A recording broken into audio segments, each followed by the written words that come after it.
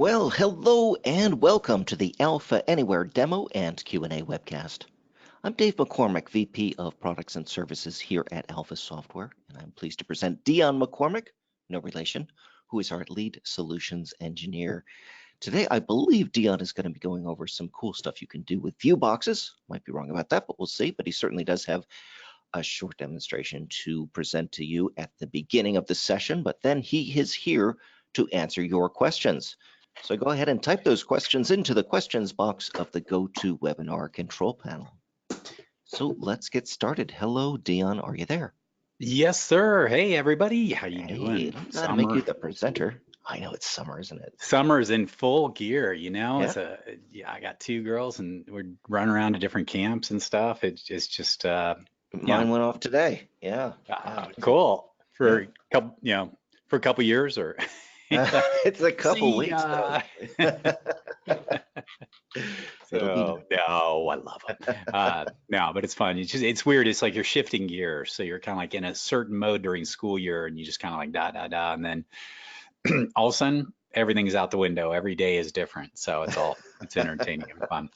Well, hey, thank you everybody for joining us. We love having you as our guests. I feel like sometimes singing, be our guests, be our guests, put our education to the test or put our knowledge to the test. I think that might be taken already by someone. I don't know who that is. I know, Gad. So, as Dave mentioned, I will be doing a quick demonstration. Very interesting thing. Again, centered around the view box, one of my favorite controls. And the more I use it, the more I like it. But we are here to answer your questions. And we got a couple questions in. We're working feverishly behind the scenes to try and get those answered. So we are working to try and get that information and some of the questions that have come in. We appreciate that. You can always send those to guides@alphasoftware.com. We do our best to answer those and also use them for our webinar so we can share them with everybody. And beyond that, I have a little demonstration about the Viewbox and then answer any questions you might have about that or any burning questions you might have. So if you do, go to your GoToWebinar questions area, your control panel questions area, type them in there. We'll be monitoring them and we'll do our best to try and get those answers to you. So with that, no major announcements this week other than the team's really busy building new and cool capabilities into Alpha, and very exciting stuff there. A lot of new features that we'll be covering in the very near future that are already out, but then more that are being developed, and a lot of cool stuff in Transform. I'll tell you, that Transform Tuesday was super cool this week, guys. If Dave, for those who didn't attend, this was really neat. If you can just give a quick synopsis, that would be It was so really cool. cool. So up until now, Transform has been used largely as a data entry type of system. But it turns out that you can actually build little mobile apps using Transform as well, not just Alpha Anywhere. And to further that, Greg had demonstrated a technique that he had used to put in charts. So he had pie charts, he had donut charts, and he has a few others that are coming on the way that are in development. And he did that all using just using SVG icons and a little bit of TPL, the Transform Programming Language. So it was a cool little example. It showed off some simple TPL, and it also showed off some SVG, which to me I don't have a ton of familiarity in the syntax of SVG, but once I saw it, it all made sense. So that was pretty cool. That'll be posted probably in the next day or two. It'll be up on the Transform Tuesday playlist. While I'm talking about playlists, I did get an email from someone who said, it's awfully hard now to find these weekly webinars in the video library. And we are going to go back and take a look at that video library again. But in the meantime, if you're able to get to YouTube, not all corporate users can, but if you're able to get to YouTube, I'm going to paste a link into the chat window. And this is our Alpha Anywhere demo and Q&A playlist. And not only does it tell you the dates and stuff, but Scott Allen, our new team members here, well, newish, has actually gone through and watched these videos and made notes for them. So you could now, it's much easier to search through them and find what it is you're looking for. I've pasted that right now up into the chat window, a link to that particular playlist. So with that, I'll turn it back over to Dion. Thanks. Yeah, and first, thank you, Scott. Secondly, do not file a lawsuit under cruel and unusual punishment for being forced to listen to my webinars for God knows how much time. Scott did file after the 30th one. He did file an OSHA complaint, but it was. Yeah, But I'm I think we surprised got off the hook. Yeah. he didn't file a disability claim. You know, mental duress. Oh But man. thank you, Scott. Really appreciate it. And that's huge because it will allow you. There's a lot of really cool snippets and demos and stuff, and we have been remiss at kind of cataloging that. And Scott's just done a fabulous job. So there's a lot of really cool stuff in there we can extract. Hours and hours and hours of annoying Dion, just meandering along as we usually do. And I'm going to continue doing that today. I'm not going to stop. So, and we appreciate Scott's effort there. Yeah, you can't make me. Like, Yeah. are you going to cut my mic off? You can cut my mic off anytime. So Actually, I can't do that. Yeah, I'm not going to. You Keep going. Okay, so Viewbox, Viewbox, Viewbox. Love it, live it. It is awesome. I mean, the ability for you to take off-the-shelf HTML, CSS, JavaScript integrated into your user interface and make it look fabulous is just super important. And we've talked about a bit. It's data-driven. It uses the JSON templating concept, and really neat stuff there. So what I'd like to do is, we had a situation where we were on a recent project that required some fancier graphics, and then we went in and very quickly, within a very short period of time, we were able to use off-the-shelf sort of CSS and examples within the application. So I'm going to jump over into my development environment, and what I have here is, what I'm showing here is again, we had a request from a client who said, you know, I have a situation where I want to kind of dynamically show the process of a status. And we have a built-in control called the step indicator, which is nice. And it's built in, it's easy to use, awesome stuff. But it didn't have the flexibility they were looking for. It was sort of a certain level of limitation. So I said, okay, let me look into it. So I went and did a little search for this, and I came across, and I'm sorry, it's all this. Let's see. Oh, it's the demo page. Let me see if I can find the demo page. Where's the demo on this? Let's go. Oh, there it is, view demo right there. Hey, you think that's big enough, huh? So they have a demo page. So what you can do is, you can define like a breadcrumb. You can do that.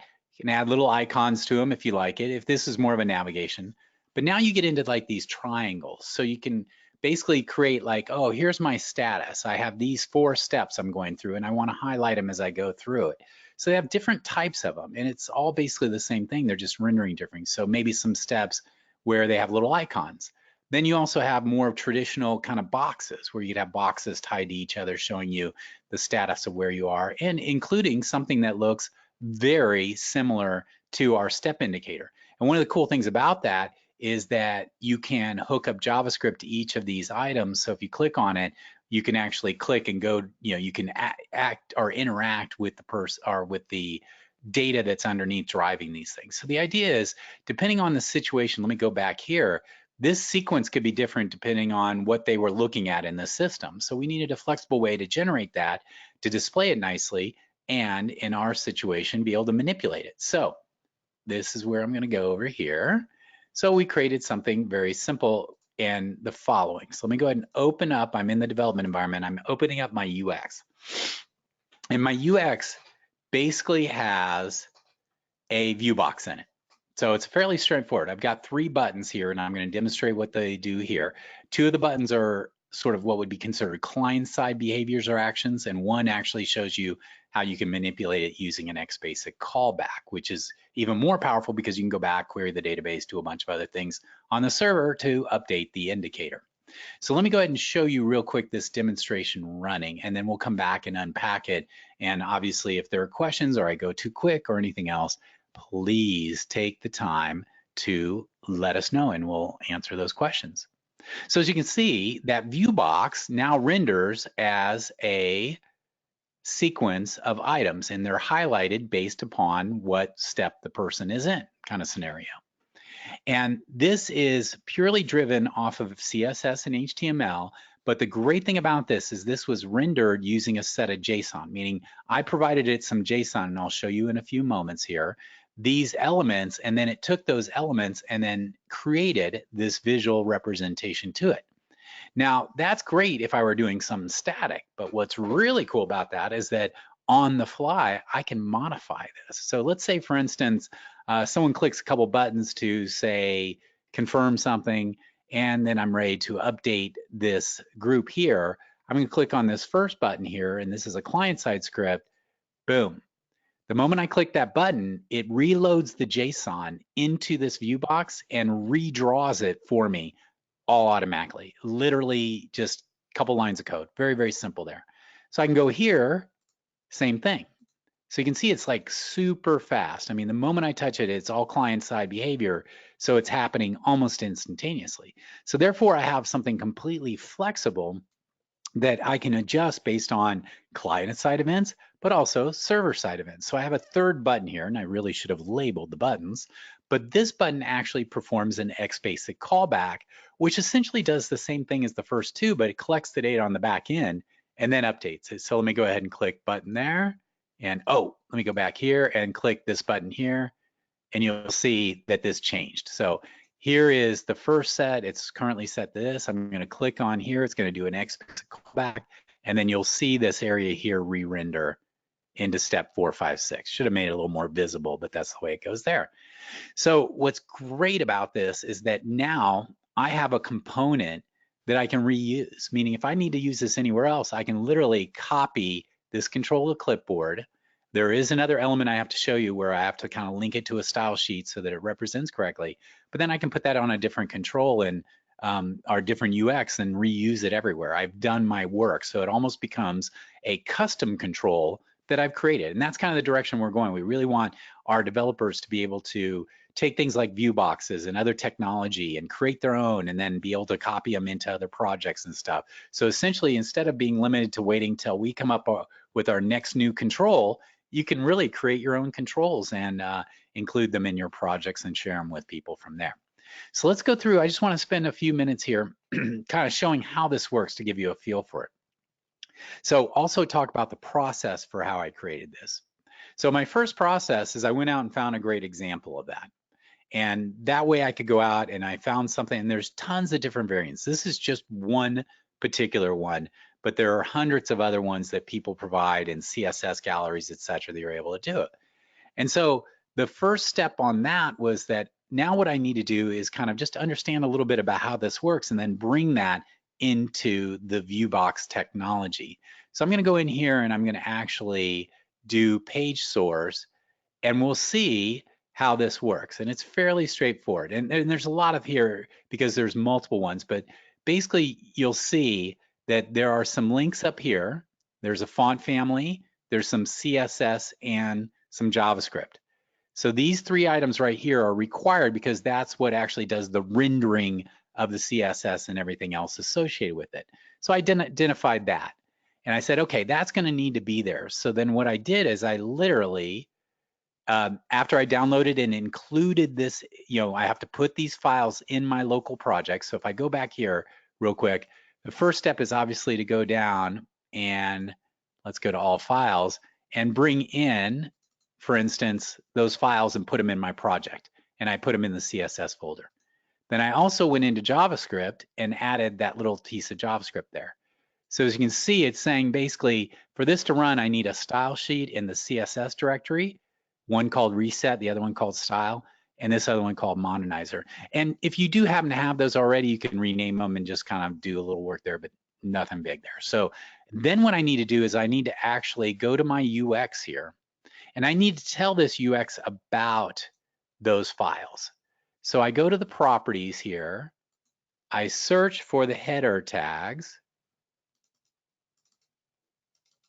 and I paste that stuff into my header tag. So what this does is when this UX is rendered in the browser, Alpha takes this and puts it into the head of, behind the scenes, we're rendering it within an A5W page.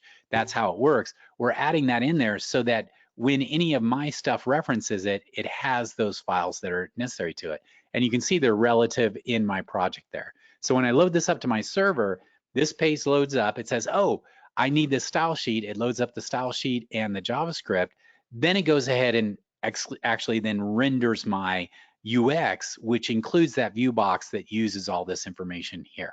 And again, the way I did that is I went to properties and head section text. So step one was just finding it. Step two was then bringing in the files I need to be able to run, which in this case is a style sheet and a couple style sheets and a JavaScript.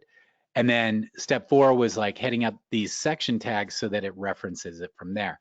Now you'll notice in here, there's actually a link to Google APIs to a font. So this is using a specific font. And so you could change this. You'll notice in this case, I didn't actually have to download any of this. I just put it in there and then on the fly, it will go over to Google Font, grab the font data and bring it into my control.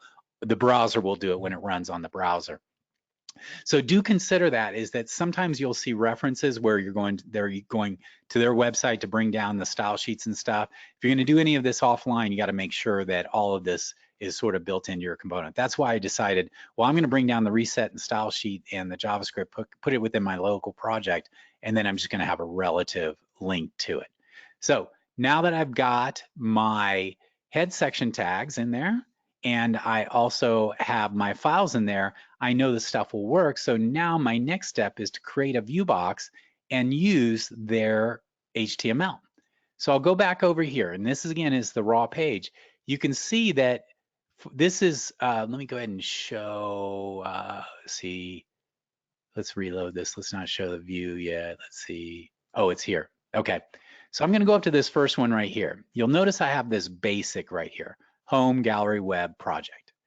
Then I'm going to go show you the source, and you'll see, okay, there's the header basic. Basically, this is what is showing that breadcrumb trail. It's basically using standard controls, but then since I've got my CSS, it renders it a certain way. So what I did is, and I wanted to use one of the other ones, I literally copied this out of here, went into my view box, pasted it, and then just made sure it ran. That was kind of my test run, and it worked great. It looked awesome and goes from there. Then what I can start doing is now turn this into what would be considered dynamic or JSON-driven capabilities. So let's walk through how I did that. So my first step is I went ahead and created a view box control, and I pasted that code into it, into the layout here. Now, this is after I've gone through the process of making it data-driven, meaning that I wanted this so it's just not a static set of text. I wanted to be able to, on the fly, change the text and the status, so it colors it a different way here. So the next step is to basically, so let me kind of show you a little bit of how I did that, just so I'm going to go ahead and I'm going to take off fill container. I'm going to add another view box in here. So I'm going to go down here to view box, okay, BB test, and I'll show you kind of what I did first. I went in here and I went to the layout and I just pasted what I had in that HTML page. And then let me do a working preview. Okay, so you notice there's a surrounding, but you notice that it rendered how it did over on my test page. So if I go over here, go to here, you'll see it renders this way. And then if I go back in here, I know it's working properly. This got distorted because I'm not filling the page. So the first step was just, hey, I'm going to bring in the straight arrow, ready to go code and just make sure it works in here. So now if I go into here, I have this code. Now the trick is I want this to be dynamic. So for instance, each of these is a breadcrumb element. So what I want to really do is take some JSON and have multiple, and have it just iterate through that JSON to spit out each of these lines of code. And that's essentially what goes on here.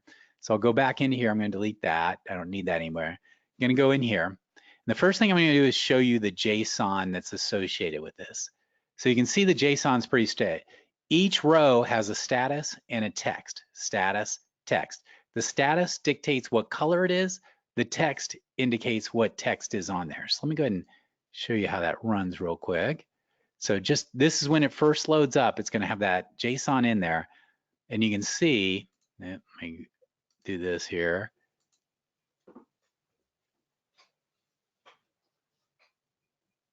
So you can see cart, billing, confirmation, delivery. There's 5 items here. And if I go into my JSON, you'll see I've got cart, billing, confirmation there. So that's essentially those my elements that I'm going to use to drive my interface. Then what I did is I went into my Viewbox layout, and you'll notice something. This is that line right here that basically spits out each row.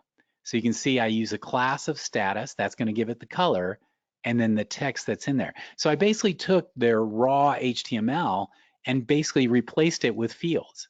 Now, there's a couple of elements to it here. There's the header area and the footer area, because what I want to do is the only things I'm iterating through is this row right here. That's for each element in there.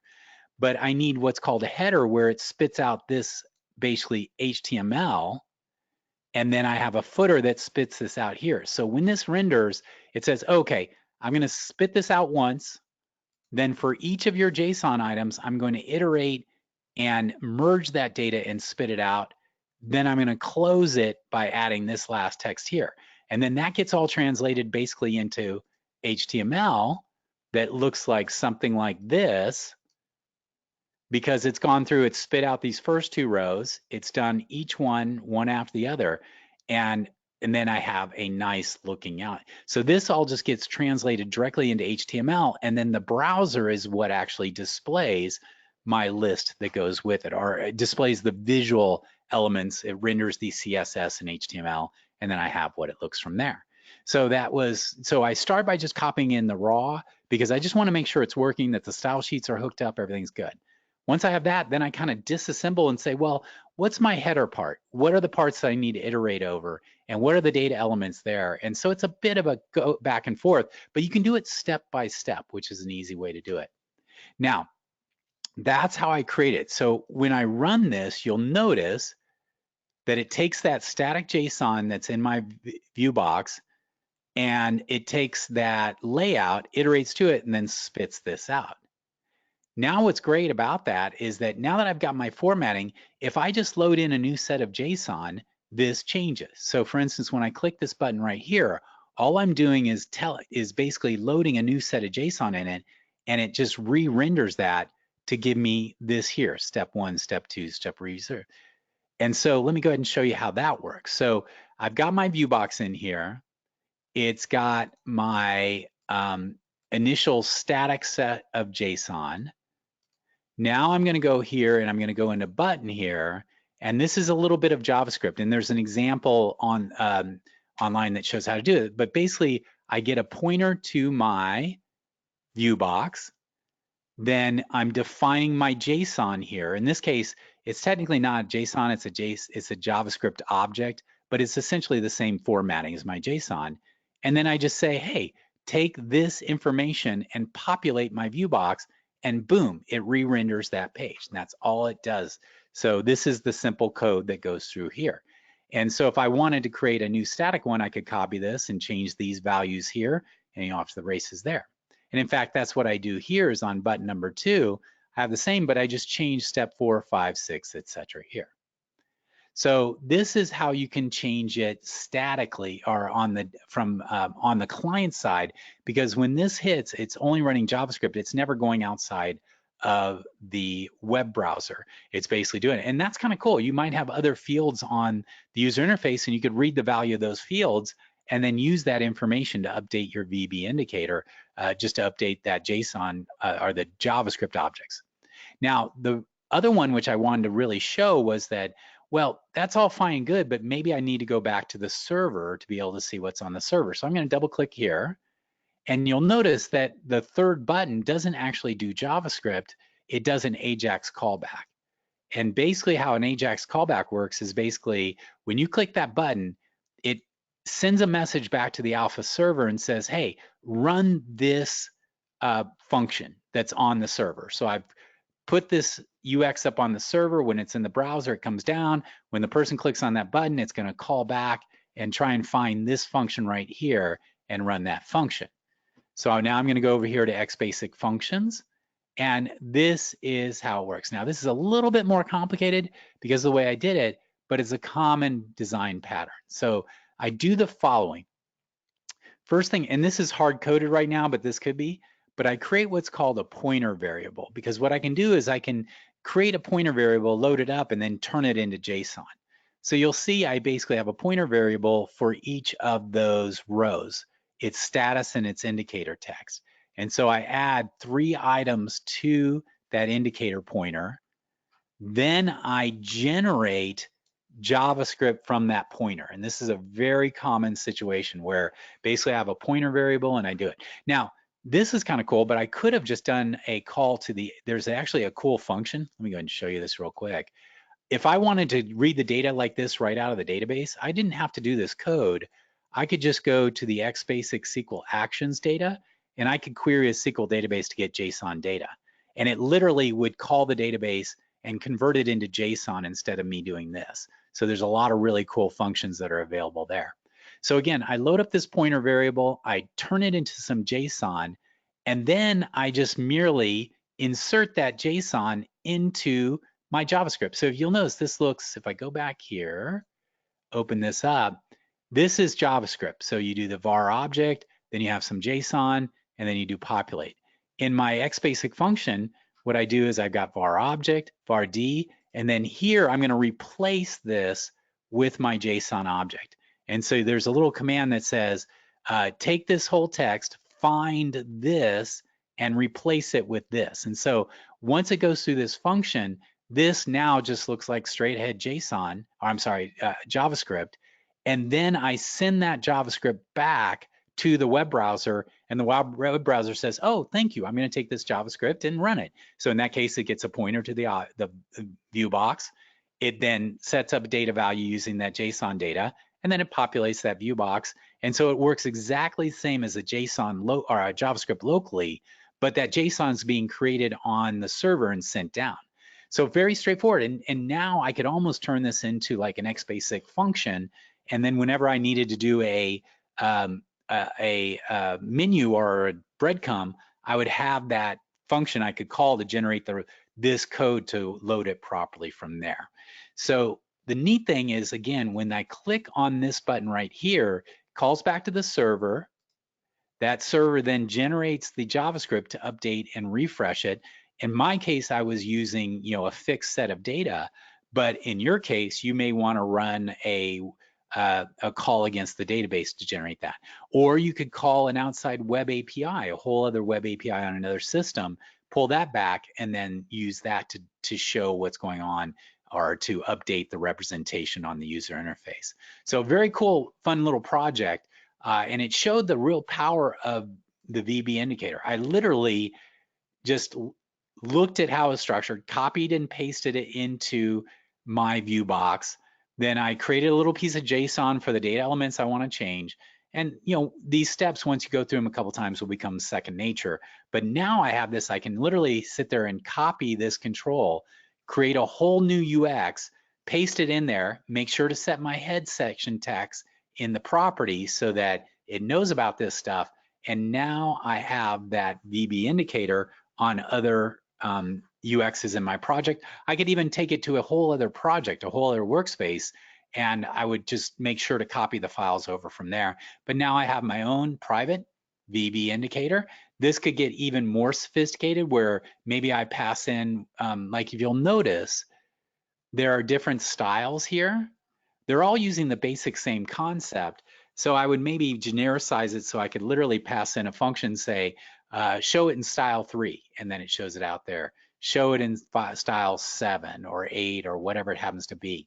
And the other benefit of this was that I could then add in, if we look at this, each of these items can be clickable so that, for instance, if you did navigation or something like that, it just opens up where I can create functionality that just doesn't exist. And it's all through the power of the Viewbox control. So I hope that helps kind of give you a feel for how you can use off the shelf. There are an amazing number of brilliant designers out there who are doing just phenomenal work with user interfaces, and there's no reason why you just can't grab those and use them within your system. And more importantly is make them data driven, which increases the power of them exponentially. Excellent. So on the subject of grabbing that code, one of our first questions is, okay, You said you downloaded the JavaScript and the 2 CSS files locally. The question was, you saw the URL there, but how did you actually download them? What was the process Oh, behind that? okay. Let's say Actually, you find something that you do like. How do you go about doing it? And also, this other site that oh, this is a different site. Okay. Okay, very nice. yep, I click download. It actually takes me to a Git repository, Oh, and I can okay. download the zip. And that includes the sample files. It includes everything you see to run that demo. And then you Hmm. just pull the things you want out of them and bring them into your other project there. Down the road, which will be cool, is with Alpha, you could literally pull some of this down via Git. But in this case, I wanted to kind of do it outside of the project. I see. Okay. Now, if you just had the URL and didn't have Git, would there be a way to grab that as well? I think so. Hard to If I say. had the URL, meaning, I guess if you if you pasted in that URL into the browser, I suppose you could scrape that. oh yeah, In. yeah, yeah, potentially, Yeah. absolutely. But Yep. almost always you'll see they have a Get it download, from a and site that's almost got some sort of everybody's going to download putting link. their stuff in Git. Great. And the reason they're doing that, just to let you know, and why we're so focused on integrating Git into Alpha, it's really the world how it's going. Anybody who's doing software development or even graphics development, Git is your database of information, your repository. Because what you can do is, let's say next week, this young lady, Claudia Romano, says, you know what, I'm going to modify and improve it. Like I found a glitch or a bug. I mean, this is 4 years ago that they actually did the initial commit. They Mhm. can go on, and you'll notice there's only one commit, meaning there's only been one time. Yeah. So they'll come up and update that, and therefore you can always bring down the latest code in there. And this is called a public, meaning I can go there, I don't have to log in, but you could also create private ones if you don't want to share it with the world kind of scenario. So. Okay. Great. Hey, would you mind pasting in the links to that Cody House site and Oh, get sure, that? sure. Yes, Great. absolutely. Good. I should have done that already. Chat. Oh, There's the Cody House. And if you don't want to go there, this is the Git repository that allows you to download it from there. And if you have Git on your local machine, you can do what's called clone, where you can go to your Git and put this in there, or you can just download this as a singular zip file and unzip it on your local system, whatever you're comfortable with. In this case, I probably just download a zip because it doesn't look like it's really actively being updated over time. But if you're using something that's being actively updated where they're like fixing JavaScript errors and stuff like that, you may want to, set it up so you pull that repository down on your local machine. So, hmm, that makes sense. and I don't, how much did Microsoft pay for GitHub? It tells you how important. No. So Okay, big. guys, and Yeah. let's see, Microsoft GitHub price. Look, see, other people are interested about that. Fair enough. Oh, I'm sorry. I only thought it was 7.5. $3 billion. I see. Uh, $7.5 billion. That's with a B. And that kind of tells you Git is a pretty important technology. In fact, I've It is. seen like Atlassian, everybody's picking up all these Git things. What's interesting about Git, and we'll talk about this more later this year as we dig into the Git stuff.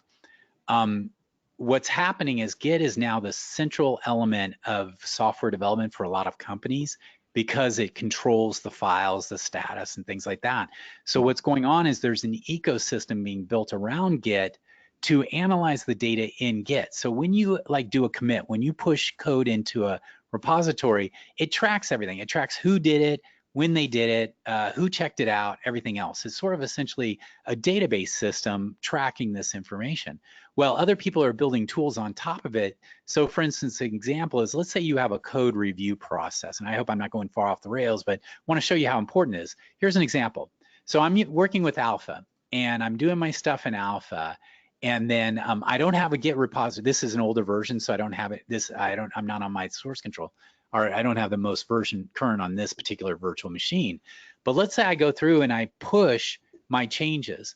Well, you may want to have one other coder bring that down, review the code, and then approve it before it actually goes into production or things like that. So what companies are doing is they're building these really cool tools around Git to monitor that process and then automatically send messages to people saying, oh, it's your time to review this code and stuff like that. So it's worth spending some time learning more about Git. We prefer GitHub because A, it's free. Love that. And it has a lot of really big support, and Microsoft is really being good about it. You get so many private repositories, and you can only have so many. Well, I think you have unlimited private, but only a few people can hit each ones. But it's worthwhile investing some time understanding it, because that's where the world's going. We're going to get tighter integration with Git as we go through it, and it's cool stuff. So sorry, I kind of went off the rails there, but I think it's important for people to really spend some time understanding it. And I'm just looking, you did paste the links in, although one of them got pasted in the same one twice, but I put the one, no, we're all good. I have the one for GitHub in there now as well. So we're all okay, cool. Thank you so much. So they're there. Yeah. We don't actually have a ton of questions today, but we do have one Viewbox question. And this person has got a Viewbox which contains data, which is showing a field that contains a URL for a photo. Now, somewhere else on the UX component, not in that Viewbox, they're able to upload a new photo and replace the photo in the field. What they want to know is, how do they refresh that Viewbox so that when the data has changed, the picture updates as well? Okay, so I'm going to go ahead and add a new button here. And let's go ahead and do a button here. Okay. And then I'm going to go into text mode. And then I'm going to go down here to below insert UX component method. So this is our online help. And again, just so I didn't go through that too quick, is that when I'm in text mode here, you'll see I have these links down below. And the one I want is insert UX component method. So these are all of the built-in JavaScript commands that are available to you that you can add in and have and manipulate your alpha solution via JavaScript. So I'm going to type in Viewbox, and you'll see there's one here called refresh Viewbox data. And in fact, over here, it let's see. Let's see, Viewbox. That's just refresh. Okay, so you can see there's a different one. This is if it's based on a SQL query. So you kind of have to read the help right here. The one I'm using is called populate, which is how I achieved this. So I'm going to go ahead and I can insert the core, and here's all the documentation, or I can copy that into my clipboard and paste it here. So you'll notice if your Viewbox is pretty simple, it may not have a list of items. Maybe it only has one data element right here. And so you put in your Viewbox, whatever it is, and then you have a single element in here.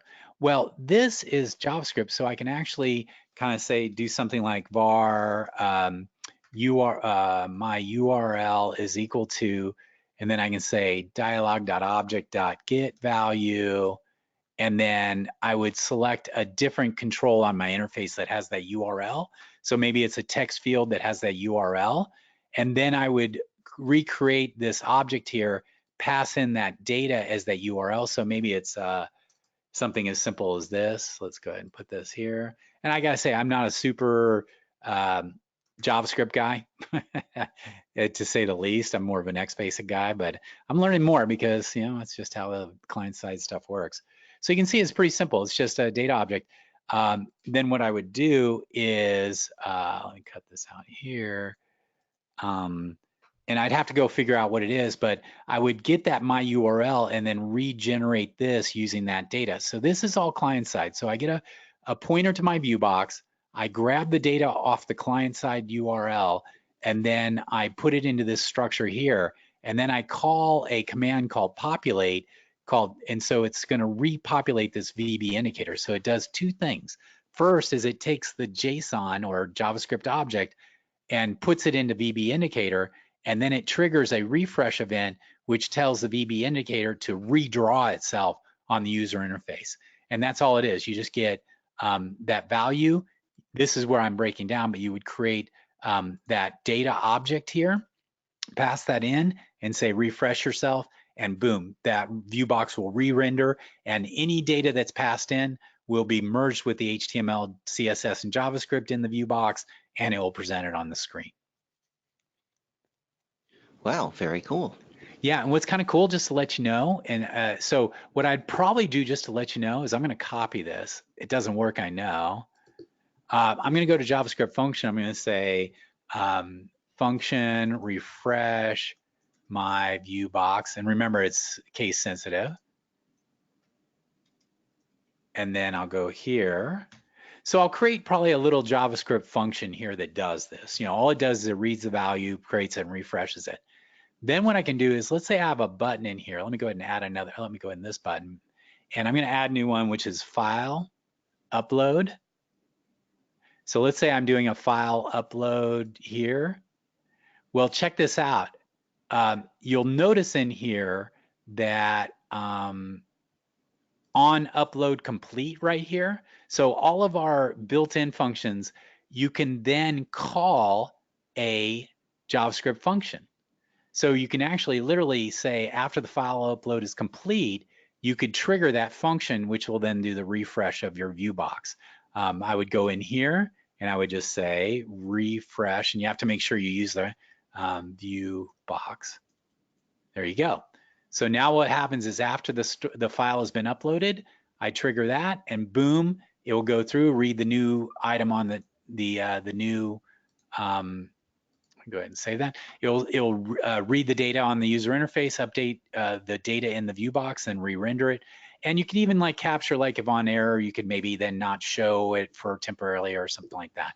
But you'll see in all of our action JavaScript, there are a series of JavaScript sort of triggers that allow you to kind of hook up, like saying, you know, after the person has selected a file, maybe you want to run a little piece of JavaScript to do something, and it passes in information associated with it. So for instance, I had another client where what they wanted to do was they wanted to upload something, but before that file was actually uploaded, they wanted to go through like a renaming and do some other stuff there. Well, we give you the hooks to be able to trap at any stage what you want to do from there. Like maybe you want to reject a file based on a naming structure or something along those lines. So that's just a little bit more nuance on how I would structure that, so that I would create my core function to refresh this, and then I can use that function with the actual file upload to trigger the reload and refresh of that view box. Oh, that makes sense. Well, Dion, I think it's because of the summer heat, but we've run out of questions today. We are out of questions. So, okay. You know what? That means we can. We did have a question about the progress. I'm not sure if we were able to. It came in through email this morning. The email one. I don't know if we got a chance to address that one yet. Do I that. know But if that not, we're going to queue them up. Sarah actually took a look at that. So hang on. Let's just see here. Sarah, are you there? And can you talk about? Sarah, are you there? Oh, there she is. Hold on a sec. Sure. I'll plug my headphones in. I know we got one that came in today, I think it was, right?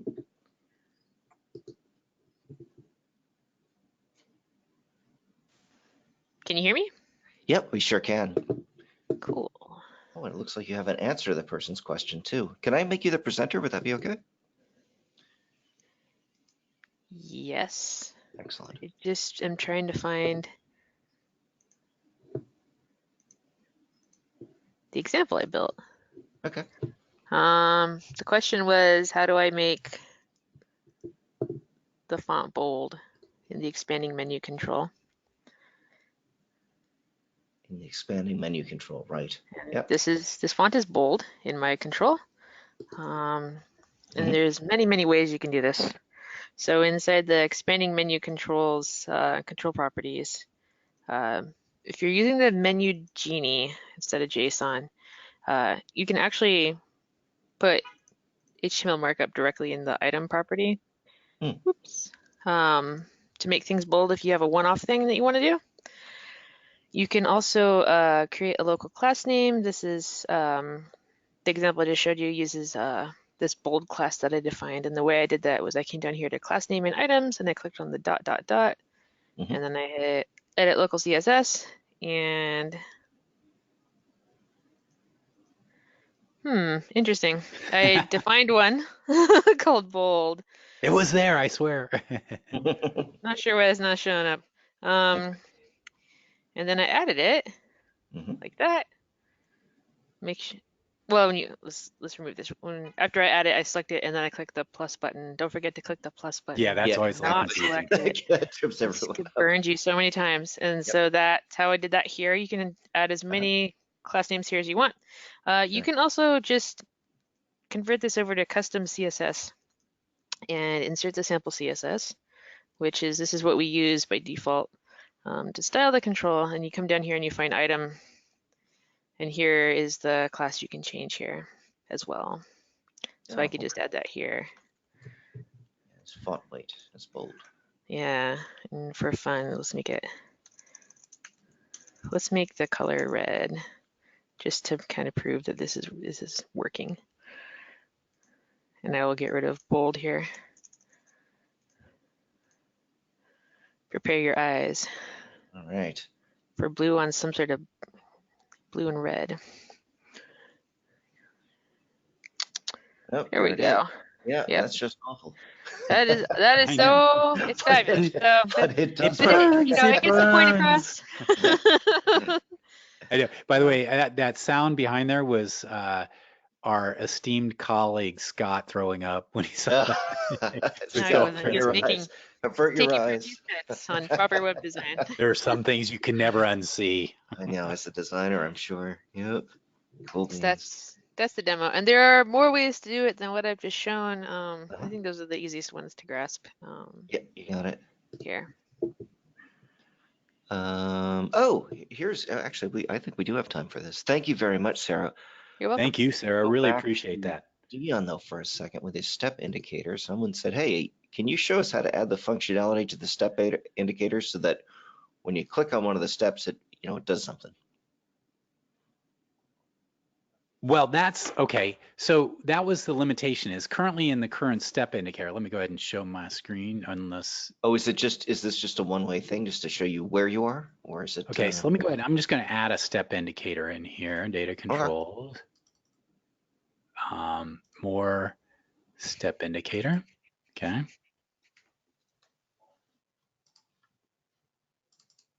Okay, so you can see here are my different labels and stuff I can do for my step indicator, but you'll notice there's no JavaScript actions. It was meant as a display only situation. Right. So I guess what we had was your breadcrumb thing that you had just. Oh, okay. Yeah, I just wanted to, I'm sorry. I've got my little step indicator. It looks beautiful, but it doesn't do that. So the way I need to do that is following is first I'm going to go back here.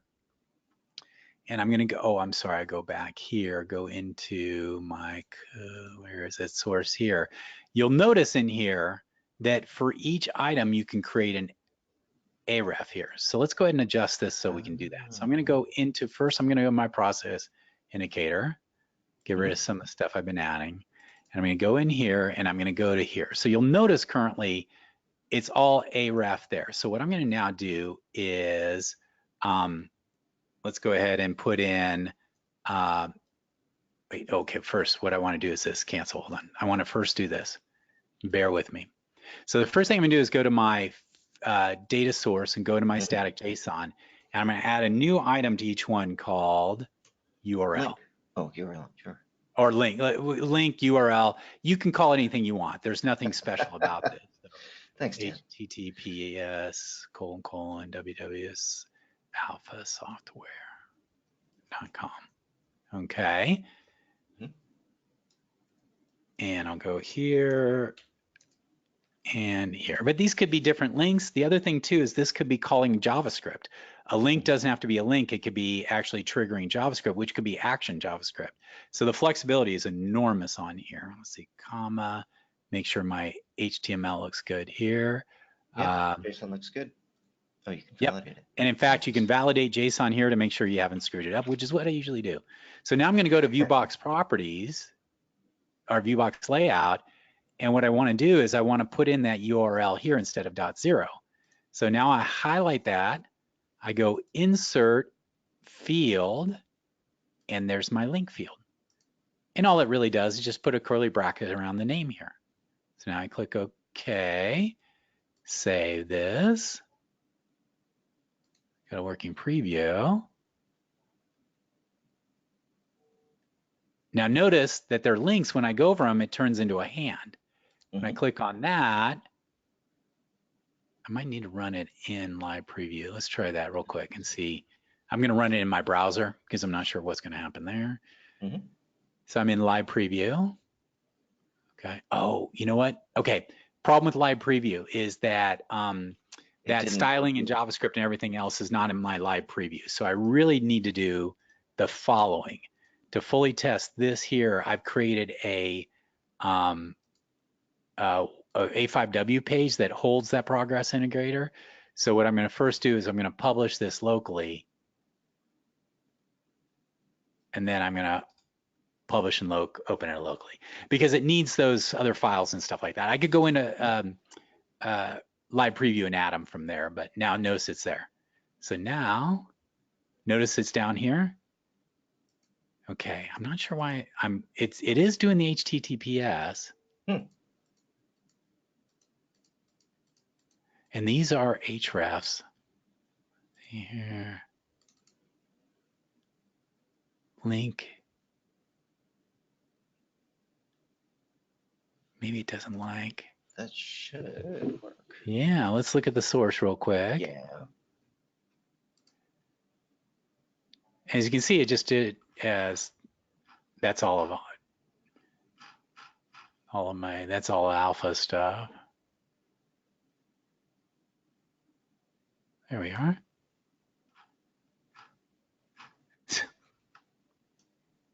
Where is? That's the one thing about it. It's a little harder to see all the stuff that alpha puts in there.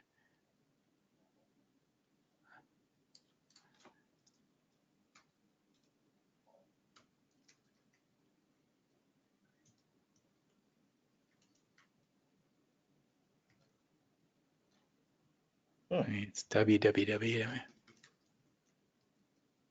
Okay. Yeah, there it is. All right. So this is the view database. That's the container of the data. Yeah.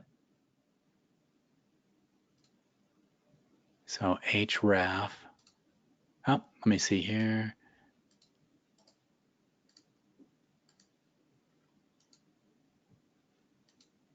I'm just going to see if it's throwing anything console.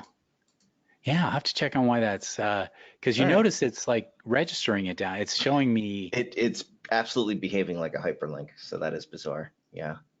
Yeah, so I have to go double check that. It might be something I've done. We'll figure out what that is, and we'll yeah, exactly. Yep. Okay. And maybe someone's seeing over a shoulder like for next time. Yeah. Because I think I need to have that here. I want to look at one more thing real quick. I don't want to. So that's there. That's the layout.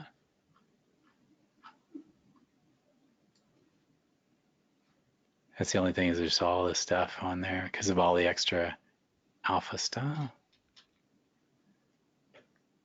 And last. Oh, wait, I go back up. If I may interject. Yes, please. I believe the underlying implementation of that control is a Viewbox. And because it uses client-side templates, you can't just put a link in it because the event bubbles up and it gets blocked by something else. So you need to add stop propagation to the link markup, which I've posted a link in the chat window to that article. If you guys want to. Is it in here like a setting, Viewbox, like?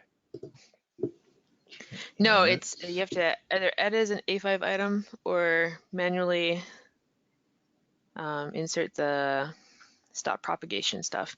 I can post the link again in the chat window. Yeah, let me go do that real quick. Thank you so much there. That's awesome. It's right there. Yeah, go see that link.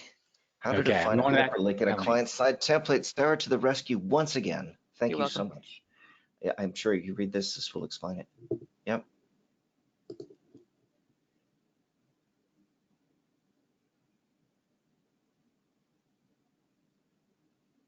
I see. Okay. Yep.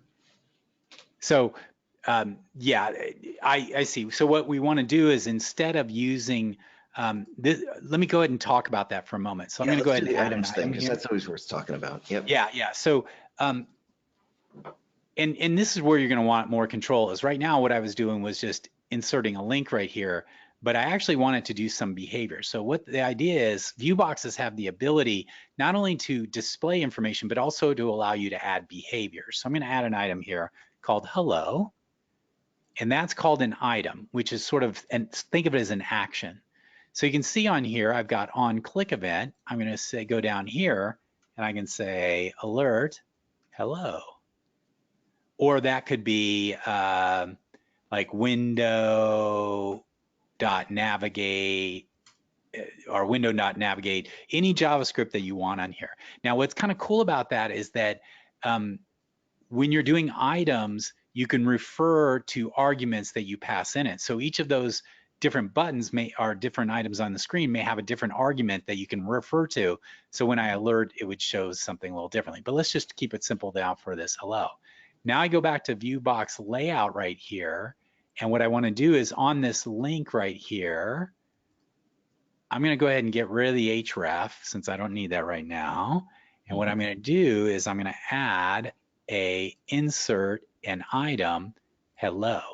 And notice I could, if I wanted to, insert item arguments, meaning that when this is rendered, I could have like the URL or the link or something like that and refer to it. So click OK. So now what I've done is there is now, when I click on this A, it's going to trigger this item. If I've done that correctly, I hope I've done that right. So let's go ahead and see if that works. I don't have to do a full thing.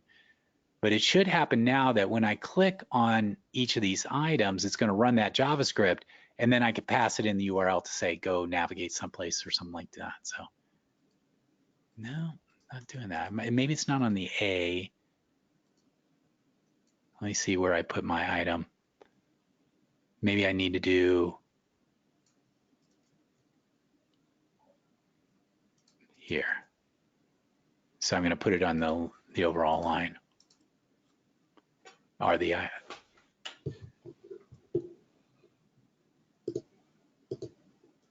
Yep, there we go. All right. So now it's saying hello, but let's try this. I'm just gonna, and I'll probably screw this up, everybody, but bear with me here. What I'm gonna do is, let me go back here, and I'm going to insert an item here, and hello, and I'm gonna insert this, and we'll do link. I think I always screw these up, but value, yeah. Yep. Okay. So that's gonna. So what it's gonna happen now is that it's gonna call this JavaScript, but it's also going to pass in this data for this particular row here. So now if I go to items and go into the on-click event, in here I think I should be able to. It's V. I'm gonna screw it up. V. Okay, let me go back and fix this. So this is where I'm hitting the limits of my understanding. So let's see here. Let's fix this real quick. I'm going to do insert item hello and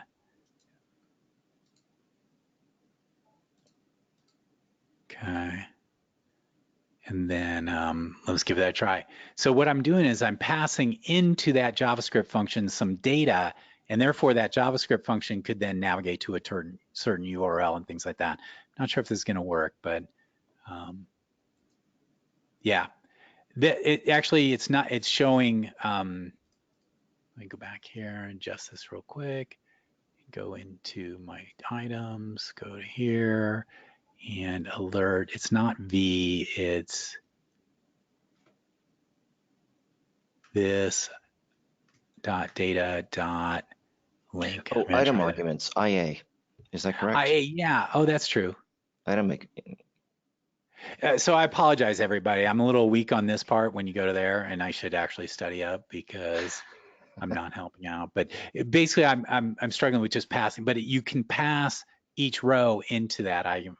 So let's see there. Yeah, no, it doesn't let. So actually, oh, so you know it's showing blank. So it's just delayed on there. Now you've done it. But next time I come, I'll have it cleaned up and ready to go. Yeah, do But the show us idea the is section of Viewbox when you builder paste it in arguments. here, Mhm. you say, okay, insert item. That means, okay, I want you to trigger this and I want to pass in this argument here.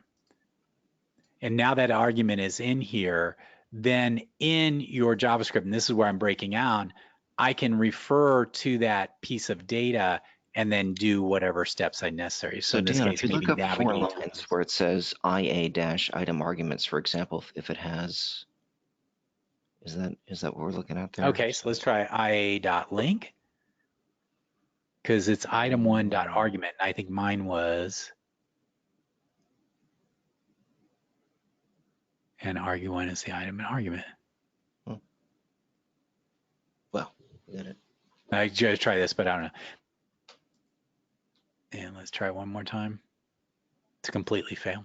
I love how it's the easy one that we just totally mess up on. You know, we're going to get this. Hey, Scott, 1 let's second memory hold after this the, session. Okay. Yeah, so it's not getting me there. I'm close. You know, it's basically, I'm triggering it, but I'm just not grabbing the right data out there. So next time I'll start with showing you exactly. Next time we'll have the right answer. Yes, exactly. Instead of me fumbling around. So 2 answers in one, the right one and the wrong one. But this is, it's getting closer. Hey, Dan, thanks very much for presenting today. And thanks everyone who asked questions. If you do have other questions, go ahead and send them to guides, GUIDES @alphasoftware.com. We will get back to you with the correct answer. We will be meeting again next week, and we've pasted the link in the chat window where to find recordings from before. Today's recording will be posted in about a day or 2. So thanks again. Have a great week. Look forward to seeing you next week. Take care and goodbye.